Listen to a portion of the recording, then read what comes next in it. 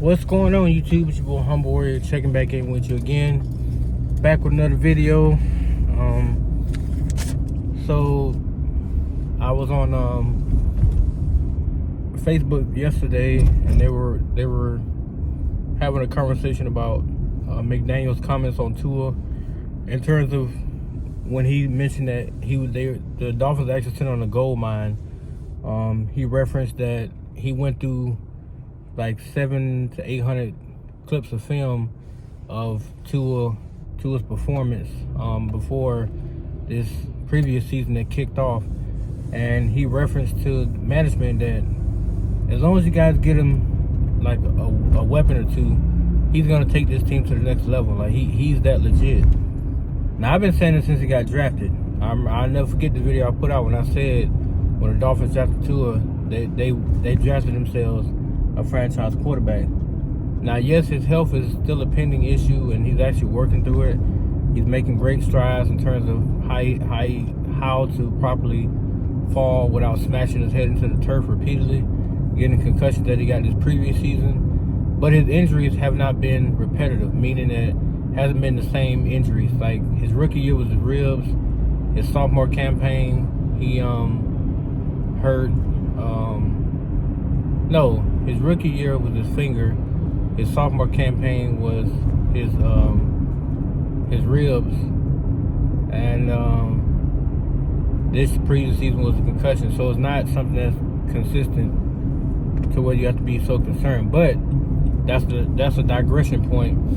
Mcdainel truly believes in Tua, and to have that says a lot about what has already been said behind the scenes, what people write on Twitter and Facebook and all these other kind of sites, where they have nothing else better to do but to bash him. I mean, you have those who love him, and then you have those who hate him. For me, I love him, but I'm also a logic thinker. So I know when he has a bad game, I have no problem with calling him out, because that's what you're supposed to do. If you're a fan, you still call out what you see. You don't just be blind to it. Like the Chargers game, he did suck, no doubt about it. The 49ers game, he looked completely off. I was wondering why he was, throwing certain passes certain ways, but he still battled through that game and got him in position to win. So, said a lot about the person he is and the athlete that he has become. But the point on what Mcdainel was making is that Tua himself is a unique quarterback, meaning that given what he has to deal with, he's managed to overcome it. He didn't have a running game until they signed Raheem Mostert and Jeff Wilson. Before that, he had Myles Gaskin, who barely got 500 yards a season. He had I think the dude's name was not Orlando Brown. I'm not gonna. I know one of the running backs' name was Brown. He also had Ahmed. Then he had Philip Lindsay, the kid from Denver, who provided a little spark, but it wasn't enough to actually fire off the running game. So he was reluctant to simply throw them to victories, which he managed to do. There's plenty of games where he actually led them to victories, even this past season. But he doesn't get the credit he deserves because people don't like his form and how he throws the ball, or the fact that he's not the fastest athlete, and he's not the most attractive quarterback, meaning that he don't do things that'll dazzle you like that. But his accuracy is top tier to none, and he does evade pressure. Let's not get it twisted like he's just a statue like Tom Brady. Doesn't happen. He evades pressure. He made sure that he puts the ball where his receivers won't get hurt, and he makes the necessary passes to get the job done. So it goes without saying that, he provides a lot of bravado to the team. Ooh, maybe 5 now. How you doing? What's up, man? You have a good one. You too.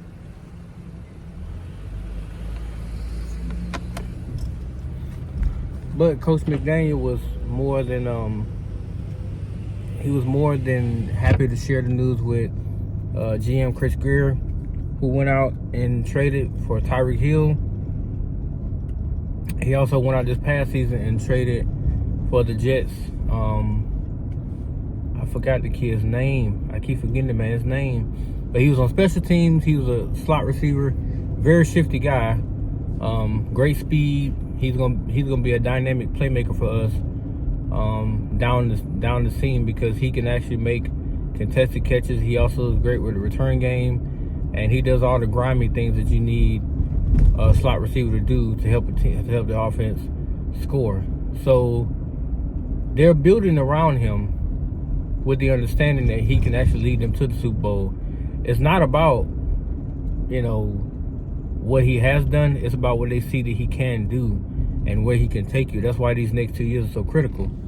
Now, with that being said, do I think they'll get to a Super Bowl? Yes, pending that Tua stays healthy. That entails that he should be able now to understand, if the player's not there, please get rid of the ball, because as long as you got the ball in your hands, they're coming to knock you out, period. There's no, go for his legs. No, they're trying to knock him out. So it's like every game now, he's going to be, quote unquote, targeted for that type of situation. Now, with that being said, I would love to see him make better decisions when getting rid of the ball, to where he's not put in that predicament to where he ends up getting injured. Because, quite frankly, I don't want to see him get hurt anymore. I know it's part of the game, but I want to see him overcome that part, so that the maturation process, which he started this season, can fully blossom next year, to where people can see, oh, okay, well, he was worth the 5th overall pick, and the Dolphins made a deep playoff run, or the Dolphins made the Super Bowl. Now, if they win the Super Bowl, then all bets are off. You know what I'm saying? It's like, if he happens to win the Super Bowl this year, what will be said? Oh, Tyreek and Waddle and all these other players around him made him look so good that they carried him to the Super Bowl. It's going to be that type of narrative, because people don't believe in what he can do. Now, those same critics that watched him as a freshman lead Alabama to the national championship game in the second half, when Jalen Hurts stunk it up in the first half, the narrative was not that the team carried him. He carried the team, and he had Ruggs and Waddle and Devontae Smith and Jerry Jeudy out there on that field.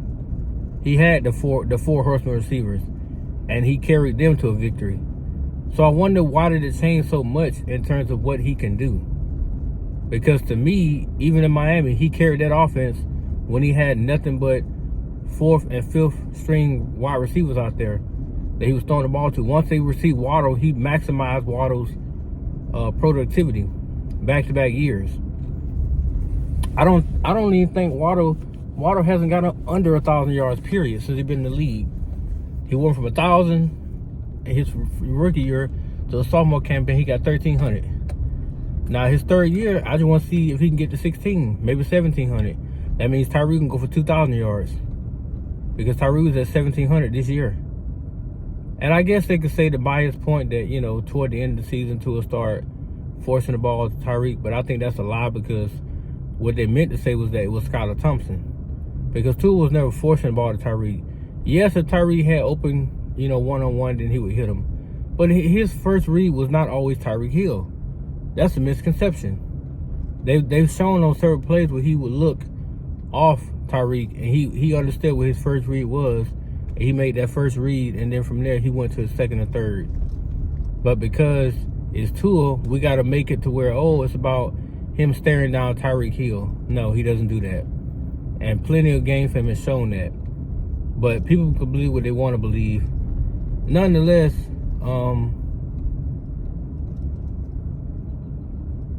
I think that the Dolphins are poised to make a pretty good regular season magical, which means they'll get more than 11 or 12 wins, depending on if this kid stays healthy. Because they won 9 games last year, and I felt like last year was a failure because he got hurt. And they made the playoffs. They made it interesting. They fought back hard and were lost by 3, but still, if they had 2 out there, they beat the Bills. Now, their next test would have been Cincinnati, of course, because that's where the Bills went to Kansas City. So the next test would have been Kansas City. But I feel like the Dolphins would have been a much better matchup for them, Kansas City wise, I'm talking about, than the Bills. Because Kansas City just toyed with them and they beat them. And it wasn't even that close for real. So I think it would have been a much better game between the Dolphins and Chiefs. That's why this year in the regular season they do score off. I'm looking forward to see how Tua performs against my homeboy. And if it's a close game and it ends up, resulting in a Dolphins victory, I won't take much from it, but I'll say, okay, this is a plateau of what can happen. And of course, some people go, oh, well, blah, blah, all the excuses. But then that's going to put the Dolphins on the national media for beating the defending Super Bowl champs in Arrowhead, especially if it does happen.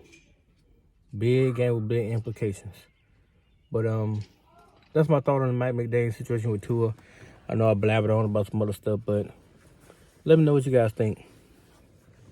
Peace.